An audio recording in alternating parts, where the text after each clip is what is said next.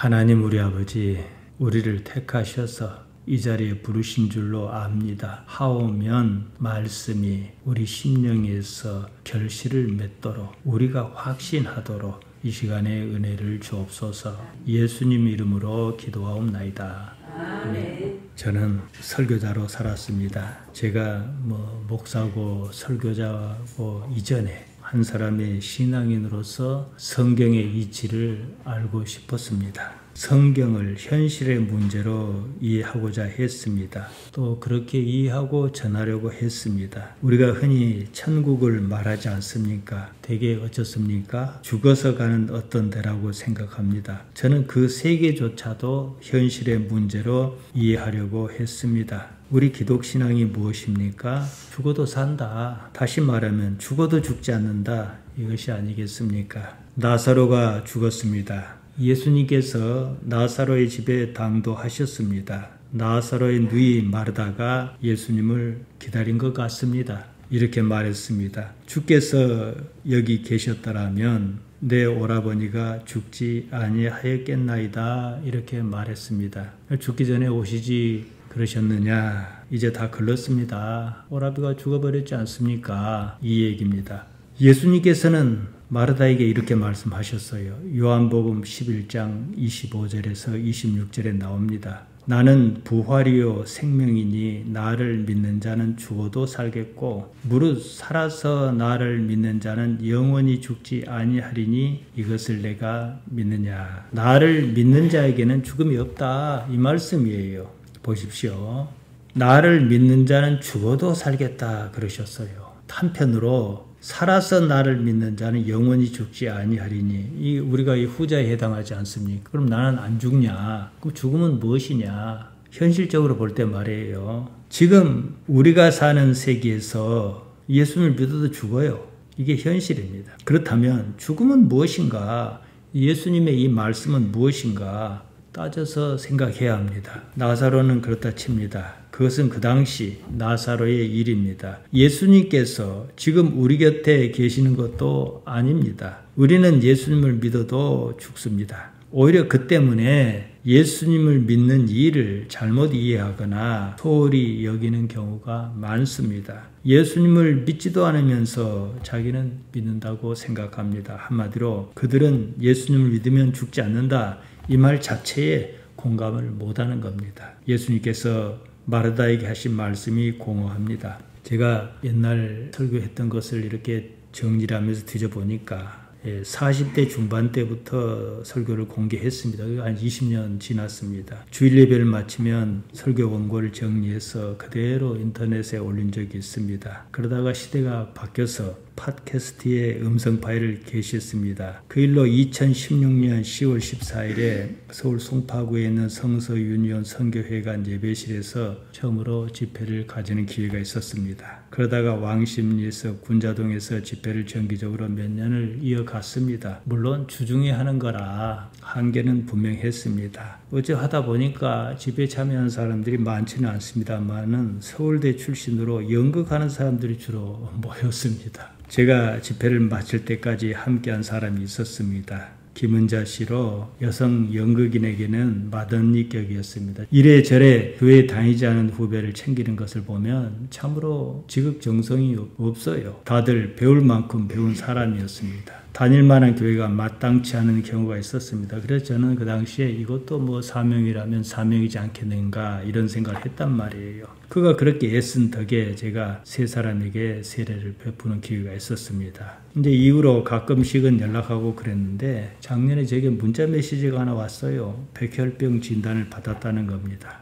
잘 치료하고 있다 그래요. 그래서 성모병원이 우리나라에서 가장 유명한 데니까 거기서 이제 왔다 갔다 치료하고 필요하면 입원하겠다 그러더라고요. 그런 줄 알았습니다. 근데 지난주에 갑자기 부고를 받았습니다. 이제 예순을 넘겼습니다. 제가 세례를 주었던 사람이 그 사람 휴대폰에 이제 이 기록이 있으니까 그걸 가지고 부고를 알린 거예요. 그가 이런 말을 했어요. 자기가 죽으려고 결심했을 때 언니가 자기를 주님 앞에 데려다 주었다 그랬습니다. 제가 그 내용을 알거든요. 그 사람은 참으로 열심이었습니다. 했습니다. 제가 집회를 정리할 때까지 함께 했습니다. 후배들에게 전도해서 어떻게든 예수님 믿게 하려고 애썼어요. 세례를 받게 했습니다. 그냥 세례를 받으면 그냥 세례를 받는 정도가 아니었습니다. 연극하는 사람들이라 그런지 몰라도 막 잔치처럼 결혼식 축하 자리처럼 준비를 했어요. 갑작스럽게 그녀의 죽음을 전해 들었습니다. 이런 생각이 듭니다. 어차피 누구나 다 죽어요. 조금 일찍 죽으나 조금 더 살다 죽으나 단지 이 차이입니다.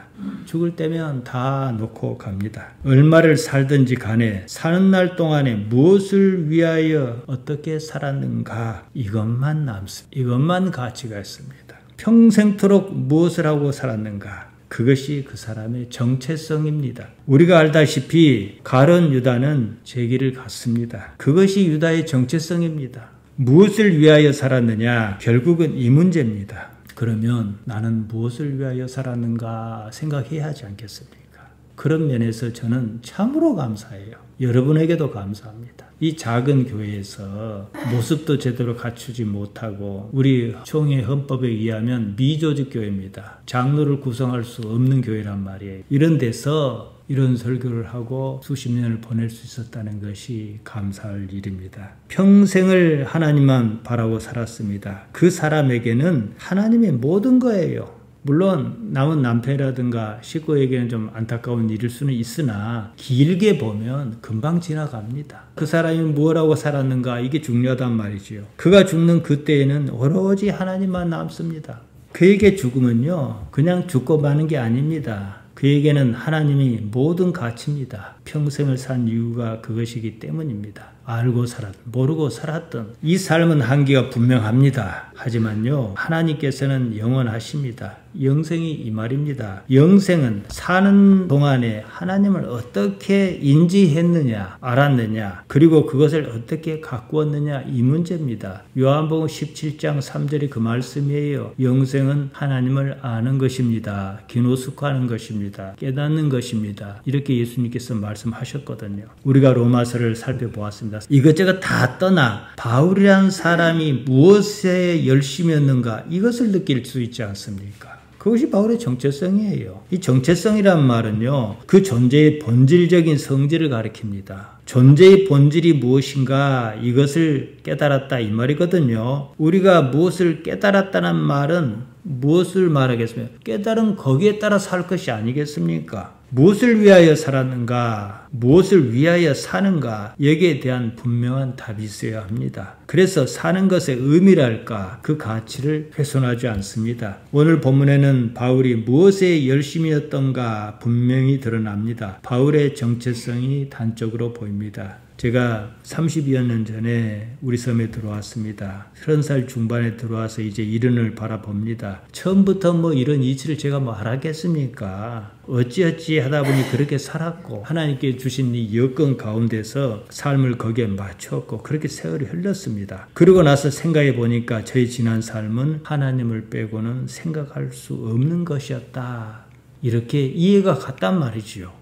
그렇게 변해 있었습니다. 젊었을 때는 몰랐습니다. 그저 남한테 못 쓸 짓 안 하고 잘 살아보자 이렇게 했었단 말이에요. 일이 뜻대로 풀리지 않아 마음이 상하기도 했습니다. 이제는요 나이로 보나 뭘로 보나 죽음도 생각해야 하는 나이란 말이에요. 여기에 이르고 보니까 진정으로 삶이 무엇인가 실감납니다. 지금 이 나이에 저에게 하나님 말고 또 무엇이 있겠습니까? 지난 날을 돌이켜보면 자칫했더라면 큰일 날 뻔했다 이런 생각도 듭니다. 예수님을 모르고 잘못 살았더라면 어쩔 뻔했겠냐는 겁니다. 그냥 이 삶이 전부인 줄 알고 땅만 보고 살았을 것이 아니겠습니까? 저에게 이 삶을 주신 하나님께 감사할 따름입니다. 이렇게 기회를 주신 것이 감사한 일입니다. 제가 조금이라도 더 나이가 적었을 때는 뭐 좀 목회를 크게 한다든지 이런 생각이 없지는 않았어요. 그러나 지내고 보면은 필요에 따라 그렇게 할 수는 있겠으나 의미 없는 일이에요. 하나님을 어떻게 이해를 했느냐 그리고 맡겨진 그 일에 어떻게 충성했느냐 이 일이 가치가 있을 뿐입니다. 어느 누구는 갑자기 예수를 믿겠다 합니다. 그런다고 믿기겠습니까? 예수를 믿는 일은 누구에게나 열린 일이지만 말처럼 쉬운 일도 아닙니다. 평생을 걸어야 하는 일입니다. 이런 이치는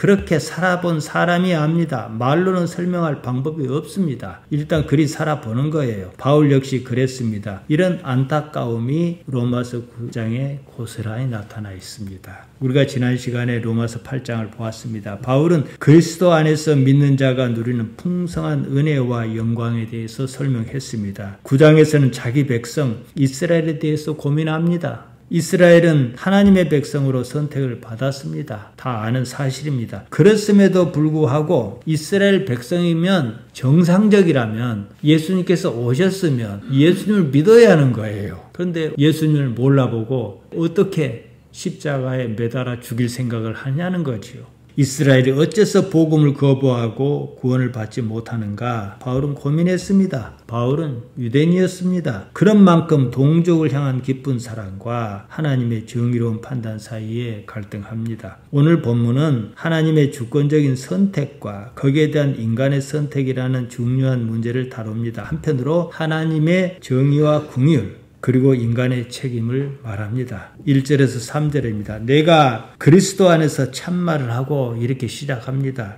원문은 알레데이안 레고 엔 크리스토이 이렇게 말문을 엽니다. 이 일반적으로 영어권 문장과 우리 문장은 말의 순서가 다릅니다. 영어권 문장에서는 일반적으로 이렇게 말을 쓸 때는 전자를 부정하고 후자를 긍정해서 강조해서 씁니다. 이를테면은 이제 여러분은 익숙지 않겠습니다만은 not, but 이런 형태입니다. 그러면은 앞에 것은 부정하고 그렇지만 이렇다 이런 식으로 써요. 이것 아니고 저거. 근데 헬라어로 하면은 우, 알라 이렇습니다. 근데 여기서 바울은 이런 일반적인 틀에서 벗어납니다. 먼저 긍정을 하고 이렇게 쓴 거예요. 알레데이아를 제일 앞에다 갖다 썼어요. 앞뒤를 바꿔가지고 단어를 배치했죠. 이걸 도치라 그럽니다. 알레데이안 사실을 레고 내가 말한다. 이렇게 말해버리면 우리말과 어순이 비슷하잖아요. 그러나 영어권에서는 반대로 쓴 겁니다. 무엇이 사실이냐? 사실, 제일 중요한 단어를 제일 앞에다 써버린 거예요. 여기에 관심을 가지게 합니다. 엔 크리스토이, 그리스도 안에서 바울 신학의 핵심입니다. 우리 또한 마찬가지예요. 우리 기독교는요 원래 예수교입니다. 한문으로는 예수라는 말이 없기 때문에 옛날에 야소 이렇게 쓴 적이 있어요. 예수님께서 그리스도시다 이 말은 우리에게 결코 변하지 않는 가치입니다. 크리스토스에 대해서는 제가 일찍이 충분히 말씀드렸습니다. 간단히 언급합니다. 이것을 부드럽게 발음한 것이 그리스도입니다. 또 한문으로 음역한 것이 기독이에요. 그래서 기독교 그러면 그리스도교와 전혀 다른 말이 아닙니다. 이걸 보통은 어떻게 말합니까? 그리스도를 구세주다 하지 않습니까? 구세주란 말을 그대로 이해를 한다면 세상을 구하는 사람이라 이 뜻입니다. 그런데 사실은 그 말이 아니에요. 크리스토스는 크리오에서 온 말입니다. 크리오는 머리에 기름을 붓는 걸 말해요. 우리에게는 그런 관습이나 풍습이 없지만 유대인에게 있었습니다. 선지자나 제사장이 하나님께서 선택하셨다 하는 사람에게 올리브 기름을 부었습니다. 이 기름 붓는 일은 하나님께서 택하셨다는 뜻으로 행하는 의식이었습니다. 결론적으로 왕을 가리킵니다. 유대인은 정상 국가를 가져본 경험이 없습니다. 솔로몬 시대에 반짝하다 말았습니다. 국가의 기틀을 다지기도 전에 분열했고 바벨론에 멸망했습니다. 예수님에 이어 바울이 살던 시대에 이스라엘은 로마의 지배를 받고 있었습니다. 그렇기 때문에 오늘날 전쟁도 물론 정치적인 이유도 있지만 저런 식으로 하는 거예요. 그 민족 정서의 국가라는 개념은 우리가 생각한 것 이상으로 중요한 개념이거든요. 그들이 기다려온 구세주는 다름 아닌 크리스토스 왕이었습니다. 이 점을 우리가 일단 이해해야 합니다. 우리가 생각하는 구세주가 아니에요. 예수님께서 십자가에 달리셨습니다. 당시 사형수는 십자가형에 처했단 말이에요. 사형수가 십자가에 달렸으면 그 십자가 머리부분에다가 이 사람이 무슨 죄를 저질러서 이렇게 죽는가 하고 패했다가 그 죄목을 썼습니다. 그 죄를 저지르면 이런 식으로 너희도 죽는다 하는 공포감도 심어줬겠지요. 예수님의 죄비 이렇게 쓰였습니다. 호 바실루스 톤 이우다이온 빌라도가 유대인의 왕이다 이렇게 써붙였습니다. 어따 너희 왕이 지금 어떤 꼴을 하고 있는지 봐라. 비꼬는 이런 의미도 있어요. 그 정도로 유대인은 크리스토스 왕을 기다렸습니다. 그가 오시면 세상이 확 뒤집어질 것이라고 믿었습니다. 일부는 예수님께서 크리스토스이신가 하고 의심했습니다. 예수님께서는 이 세상 말고 다른 세상을 말씀하시는 거예요. 여기서 조금씩 어긋나기 시작하는 거예요. 제자는 사실 이런 괴리를 안고 가다가 십자가에서 이 세상 임금을 포기합니다. 자기가 무너집니다. 물론 잠시 후에 부활이라는 대반전이 일어납니다. 그것도 일부 사람에게 말입니다. 이게 기독교입니다.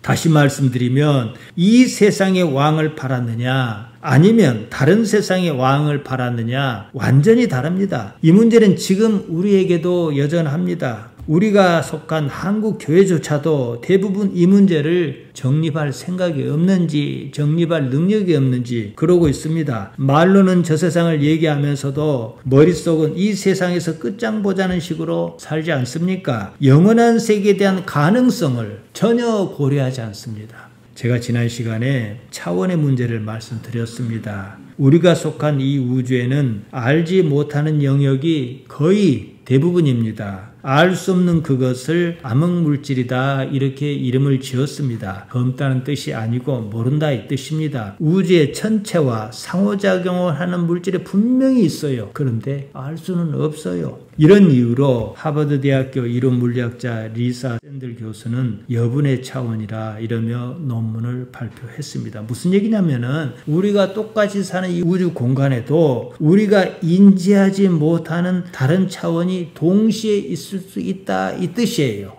자, 우리가 속한 이 우주에 더 높은 차원의 세계가 있다 그럽시다. 그럴 가능성이 있으니까요. 그 세계는 우리가 인지할 수가 없습니다. 왜냐? 우리가 낮은 차원에 있기 때문에 육체 가운데 있기 때문에 말이에요. 육체로 감각하는 것이 전부라고 믿기 때문입니다. 상위 차원의 세계는 바로 내 곁에 있어도 내가 육체에 갇혀있는 한 절대로 알아차릴 수가 없습니다. 흔적은 볼 수 있어요. 내 눈에 보이지 않는다고 없는 것이냐? 그것이 아니라는 여지를 두어야 합니다. 제가 이런 말씀을 드리면 여러분이 이해는 하실 거예요. 어떤 사람이 죽었어요. 장례식장에 대개 이제 염을 하고 관에 넣기 전에 이제 가족들 둘러오라고 안 합니까? 자기가 육체에서 벗어났어요. 육체 벗어났으니까 근데 네가 거기에 누워있는 거예요. 우리 가족이 삥 둘러서 뭐 울기도 하고 어쩌기도 하고 이러고 있습니다. 나는 괜찮으니까 울지 말아라 얘기를 하는데 가족은 전혀 그 말이 들리지 않는 거예요. 이런 거 짐작을 하실 수 있지요. 죽음은 차원을 달리하는 겁니다. 가족에게 죽은 사람의 세계는요 다른 차원의 세계입니다. 아무리 곁에 있어도 곁에서 무슨 말을 해도 알아차릴 수가 없어요. 차원이 달라서 그런 거예요. 우리가 속한 이 우주에서 충분히 그럴 수 있습니다. 따라서 우리는 육체 가운데 갇혀 있을지라도 우리의 의식만큼은 육체를 뛰어넘어야 하는 거예요. 가능성만큼은 열어두라는 거예요. 하나님께서 내 곁에 계십니다. 이러면 아니라고 할 사람이 있습니까? 없습니다. 그런데 어째서 하나님께서 곁에 계시지 않는 것처럼 삽니까? 하나님께서 곁에 계시다는 사실을 육체가 느끼지 못해서 그런 거예요. 똑같이 못 느낄지라도 그 가능성을 열어두는 사람은, 의식이 있는 사람은 그렇게 안 삽니다. 하나님을 느끼지 못하는 것은 육체에서 벗어나지 못해서 그런 거예요. 의식이 열려있지 않아서 그런 겁니다. 깨어있지 않아서 그런 겁니다. 요한복음 3장에 보면 예수님께서 니고데모에게 어떻게 말씀하셨습니까? 안 보인다. 하나님은 볼 수가 없다. 하지만 구원을 받은 사람에게는 어떻게든 아는 방법이 있다. 자, 바람을 봐라. 바람도 푸니마, 성령도 푸니마다. 바람은 눈에 안 보이지만 나타나는 거 있지 않느냐. 이 말씀 하셨지 않습니까? 우리 기독신앙은 육체 너머의 세계를 얘기합니다. 우리가 잘 모르면서도 흔히 쓰는 말이 있습니다. 영입니다. 성경 원어로 푸뉴마입니다. 푸뉴마의 세계는 육체의 세계가 아닙니다. 육체보다 최소한 한 차원 이상의 세계입니다. 한 차원만 더 높더라도 우리 차원에서는 인지할 수가 없습니다. 내 눈에 보이지 않는다고 없는 것이냐? 이 문제를 물리학으로 이야기하는 것이 여분의 차원입니다. 왜냐? 흔적은 분명하거든요. 이 지점에서 우리는 모든 가능성을 열어두어야 합니다. 그렇지 않으면 그 자체가 바로 죄의 함마레티아에 빠지는 겁니다. 하나님을 인정하지 않으려는 것이기 때문입니다. 하나님을 우리 차원의 세계에서 이해하려고 한 그 때문입니다. 어떻게든 육체, 사르케스에서 벗어나야만 합니다. 제가 아까 죽는 얘기를 했습니다. 평생 하나님을 섬기고 하나님을 사모하던 사람이 죽었어요. 그 사람하고 아이고 하나님 같은 소리 하네 이러고 산 사람하고 똑같이 죽었습니다. 우리는 충분히 짐작할 수 있습니다. 육체 가운데 살지라도 육체에서 벗어난 그 지각력을 가지고 있어야 합니다. 그래야 그 세계를 조금이나마 인지할 수 있는 기회가 있어요. 그 세계는 우리가 원하든 원하지 않든 반드시 닥칩니다. 죽음이 그 관문이 아니겠습니까? 바울은 자기가 한 말이 참이다, 알레데이아다 이렇게 항변합니다. 자기 말을 믿으라 이거예요. 유대인의 고정관념을 어쩌지 못하는 답답한 심정이 읽힙니다. 내 양심이 성령 안에서 증언한다 이럽니다. 양심이라고 번역하면 시네이데시스입니다. 의식 또는 양심, 깨닫는 일을 뜻합니다. 이 말은 시네이도에서 온 말입니다. 함께를 뜻하는 쉰과 인식하단 말 에이도를 합친 거예요. 따라서 양심이라고 번역한 말 시네이데시스는 함께함으로 인식하는 것, 함께함으로 깨닫는 것입니다. 성령 안에서 그렇습니다. 안 앞에서 보았습니다. 성령 안에서 성령 푸뉴마티 하기오이라고 썼습니다. 하기오스는 거룩하다는 뜻이에요. 거룩한 푸뉴마입니다. 성자는요 수식하는 말이에요. 영은 영인데 특별히 거룩한 영이라 했습니다. 그러면 무엇을 가리킵니까? 하나님의 영을 특정하는 말이지요. 영에 대해서는 제가 지난 시간에 말씀드렸습니다. 영 푸뉴마는요 본디 하나님으로 말미암습니다. 크게 보면 영은 그냥 하나예요. 나의 영이든 하나님의 영이든 말이에요. 하지만 특별히 출처를 따로 말해야 하는 경우가 있습니다. 이때는 성령 이렇게 얘기하는 거예요. 푸뉴마티 하교의 거룩한 영입니다. 하교스가 푸뉴마를 수식합니다. 우리말과 어순이 다릅니다. 증언하다는 말 쉰마르투레오입니다. 함께하다는 쉰, 조금 전에 봤죠. 쉰. 증언하다는 말이 마르투레오를 합친 말입니다. 쉰마르투레오는 그냥 증언하는 것이 아니라 누군가와 함께하여 증언한다는 거예요. 누군가가 누구겠습니까? 영으로 계시는 하나님이시겠죠. 바울이 성령 안에서 자기 양심이 함께 증언한다 그랬어요. 자기가 이미 하나님의 영 안에 있다. 거의 이런 뜻이에요. 자기가 자유로 증언한 것이 아니라 성령과 함께해서 증언한다. 이 말입니다. 바울이 육체로 하나님의 영과 함께 하겠습니까? 비록 육체 가운데 있을지라도 육체에서 벗어난 그 상태여야 하는 일입니다. 영은 결코 육체와 함께하지 않습니다. 영은 단순히 영과 함께합니다. 이런 경지에 이르면 바울의 말이 곧 하나님께서 하시는 말씀과 동일할 것입니다. 자유로 하는 말이 아니기 때문입니다. 사실 우리가 이런 경지를 추구합니다. 거기에 이르러야 합니다. 적어도 그런 의식만큼은 있어야 합니다. 오늘날 교회가 이런 경지를 추구하는지 의문이 들 수밖에 없습니다. 자기가 하는 무엇이 있어요? 얼마나 절실했으면 이렇게 말했겠습니까? 나의 형제 곧 고륙의 친척을 위하여 내 자신이 저주를 받아 그리스도에게서 끊어질지라도 원하는 바로다. 이렇게 말했단 말이죠. 4절과 5절입니다. 양자에 대해서는 제가 지난 시간에 말씀드렸습니다. 율법과 예배와 약속이 이스라엘 사람에게 있다는 것은 다 아는 사실입니다. 더구나 예수님께서 그들 족속에게서 나셨습니다. 예배란 말 라트레이아입니다. 섬긴다는 뜻입니다. 돌보는 것, 봉사하는 것 이렇게 쓰이다가 나중에는 예배라는 의미로 쓰였습니다. 여기서 바울이 제사라는 말을 쓰지 않았다는 사실에 주의해야 합니다. 자신의 탐욕 때문에 목회자가 그러겠습니다만은 오늘날 교회가 왜 예배를 제사라고 말합니까? 무슨 일천번제가 어쩌고 그래요. 그걸로 누가 이익을 보는 건지 모르겠습니다. 6절에서 13절입니다. 그러나 하나님의 말씀이 폐하여진 것 같지 않도다 그랬으면 번역이 조금 이상합니다. 이 문장이 우크 호이온 이렇게 시작합니다. 그렇지 않다는 거예요. 그런 일은 없다 이겁니다. 우크 호이온을 문장 첫머리에 둠으로 강한 부정을 나타냅니다. 폐하여지다 에크핍도가 완료형으로 쓰였습니다. 에크펩토켄 이랬습니다. 어떤 것으로부터 멀리 떨어져 나간 것 길을 잃은 상태를 의미합니다. 이미 그렇게 하나님의 말씀이 이스라엘 사람에게서 떨어져 나간 상태가 아니라는 거예요. 아직은 기회가 있다. 이런 말입니다. 이스라엘에게서 난 그들이 다 이스라엘이 아니요 이랬습니다. 유대인은 자기들 정체성을 말할 때 어떻게 얘기합니까? 아브라함, 이삭, 야곱 이렇게 3대를 열거합니다. 왜 그랬겠습니까?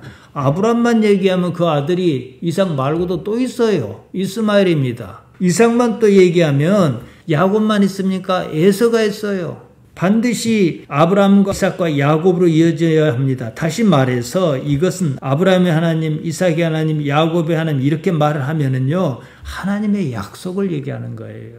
그들이 다 이스라엘이 아니다 그랬습니다. 앞에 나온 이스라엘은 아브라함과 이삭과 야곱으로 이어진 이스라엘을 가리킵니다. 뒤에 나온 이스라엘은 하나님의 약속을 받은 사람이라는 거예요. 다시 말해서 아브라함과 이삭과 야곱의 하나님 이로써 우리는 이스라엘이다 이렇게 생각했단 말이에요. 그러나 하나님의 약속이 따로 있어야 한다는 거예요. 바울은 이것을 말하고 싶은 겁니다. 이스라엘이라는 이름이 특이합니다. 이스라엘, 하나님과 겨루어 이겼다 이 뜻입니다. 문자 그대로 하나님을 꺾었네 그러지 않겠습니까? 근데 이게 이스라엘 나라 이름이고 야곱의 새로운 이름이에요. 집념의 사람 야곱을 드러내는 말입니다. 욕망을 향한 집념이 아니라 하나님을 향한 집념을 말합니다. 야곱은 어머니 리브가이트에서 쌍둥이로 태어났습니다. 먼저 나온 에서에 비해서 야곱은 연약했습니다. 누군가의 도움이 절실한 사람이었습니다. 그 연약함이 하나님을 알게 했고 하나님의 도우심을 구할 수 있게 했고 하나님을 향한 집념으로 성숙했습니다. 야곱은 형 에서에게서 장자의 축복을 가로챕니다. 연약했기 때문에 더 절실했을 것입니다. 여기서 장자의 축복이란 말은 하나님과 연관지어 생각해야 합니다. 아무튼 그 일로 외삼촌의 집 하란으로 도망쳐 살았습니다. 가족을 이루어 고향으로 돌아오는 길이었습니다. 에서가 가만두지 않을 것이었습니다. 죽게 생겼습니다. 식소를 먼저 보내고 야복강 나루에 밤을 세웁니다. 창세기 32장 27절에서 28절에 이렇게 나옵니다. 그 사람이 이제 하나님의 사람이라고 표현하는 그 사람입니다. 그 사람이 그에게 이르되 내 이름이 무엇이냐? 그가 가로되 야곱이니이다. 그 사람이 가로되 내 이름을 다시는 야곱이라 부를 것이 아니요 이스라엘이라 부를 것이니 이는 내가 하나님과 사람으로 더불어 겨루어 이겼음이니라. 여기서 얻은 이름이 하나님과 겨루어 이겼다는 말 이스라엘입니다. 무슨 뜻이겠습니까? 하나님을 꺾었다고 생각할 수 있습니다. 그 말이 아닙니다. 우리가 기도합니다.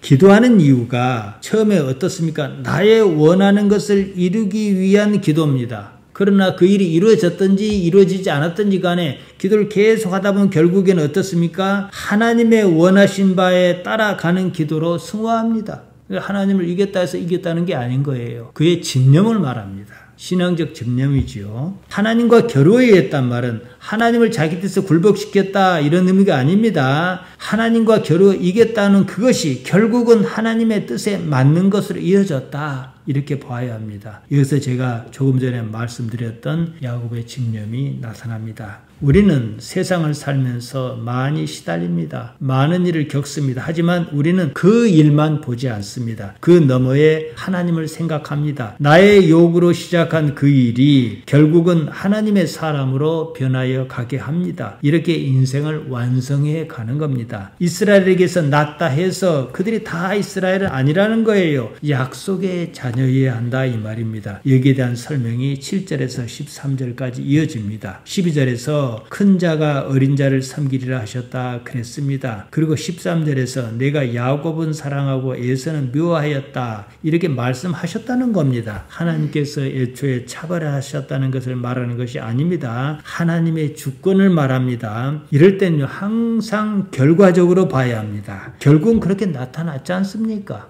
에서가 하나님을 잘 섬겼습니까? 아니잖아요. 그때는 몰랐는데 나중 가서 보니까 하나님의 섭리였다. 이렇게 깨달는 문제입니다. 그렇게 살아봐야 알 수 있습니다. 14절이에요. 하나님께는 불의가 없다. 그럴 수 없다. 그랬습니다. 앞서 보았습니다. 하나님의 선택에는 문제가 있을 수 없다는 겁니다. 하나님이시지 않습니까? 우리가 미처 이해를 못할 뿐입니다. 15절이에요. 모세에게 하나님께서 이렇게 말씀하셨다고 합니다. 출애굽기 33장 19절에 나와 있습니다. 나는 은혜를 베풀 자에게 은혜를 베푸고 긍휼히 여길 자에게 긍휼을 베푸느니라. 하나님이시지 않습니까? 우리가 쉽게 잊는 게 있습니다. 하나님께서 하나님이시란 사실입니다. 그것을 깜빡 잊어요. 내 머리로 이해할 수 없다 해서 하나님이 있네 없네 그런단 말이에요. 그런 하나님이라면요, 있어도 그만 없어도 그만입니다. 왜냐? 내 머릿속에 갇혀있는 하나님이기 때문에 그렇습니다. 제가 가끔은 이런 말씀을 드립니다. 하나님의 차원은 우리 차원보다 최소한 한 차원 이상 높다고 말입니다. 육신으로 사는 나로서는 하나님의 세계를요, 이해할 수 없어야 맞습니다. 다만 무슨 일이 있고 난 후에 그 결과로서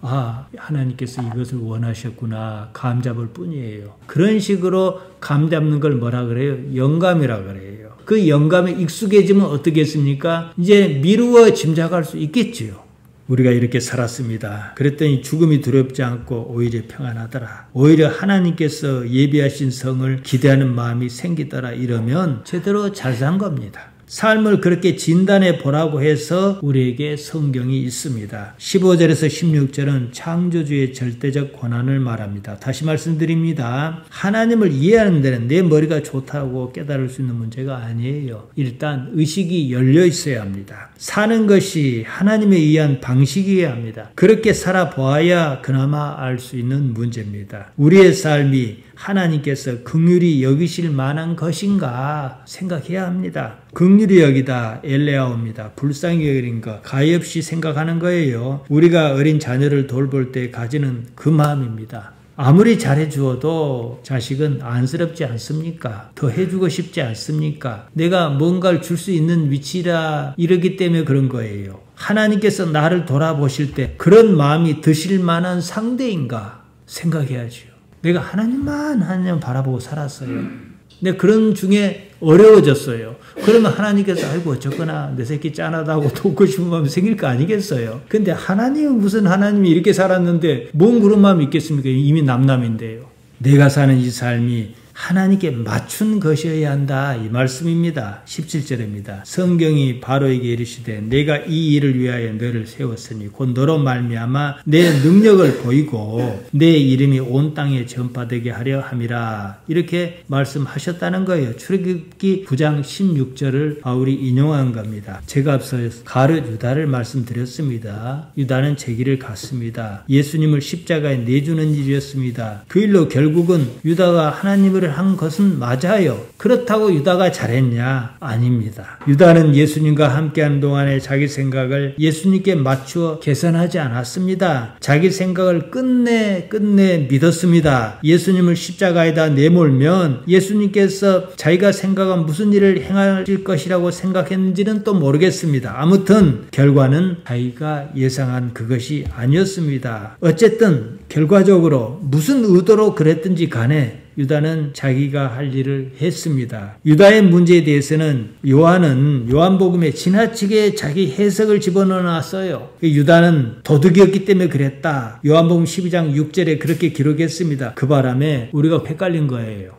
유다가 받은 돈이요, 은 30세겔이었습니다. 결코 많지 않은 돈입니다. 그 돈 받자고 그런 일을 한다는 것 자체가 앞뒤가 맞지 않습니다. 여기에 대해서는 제가 작년 12월 10일자 설교에서 유다가 무엇에 절망했는가 이것을 가지고 말씀드렸습니다. 바로 또한 마찬가지입니다. 바로가 하나님을 섬기는 사람이 아니에요. 자기 생각대로 산 사람입니다. 하나님의 역사에서 보면 바로는 하나님의 일을 한 거예요. 바사왕 고레스가 그렇지 않습니까? 애굽 땅 모든 집에 맏아들이 죽는 재앙이 내렸습니다. 히브리인의 집에서는 죽음이 그냥 지나갔습니다. 문설주에 어린 양의 피를 바른 때문이었습니다. 결과적으로 말이에요. 바로가 아니었다면 유대인에게 유월절은 없었어요. 무슨 말인지 이해하시겠습니까? 모세가 바로 이렇게 전하고 그럼 너희들 가라 이렇게 했으면은 10가지 재앙의 10번째까지 이르기도 전에 맏아들이 죽지 않고 살아나는 경험을 했겠느냐는 거예요. 그러니까 하나님의 역사를 항상 내 머리로만 이해하려니까 결국은 이해도 못하고 포기해버리는 거예요. 이것은요 결과로 봐야 해요. 그렇게 살아봐야 알 수 있는 문제라는 얘기죠. 히브리인은 바로로 인해서 하나님의 역사를 사실적으로 경험했습니다.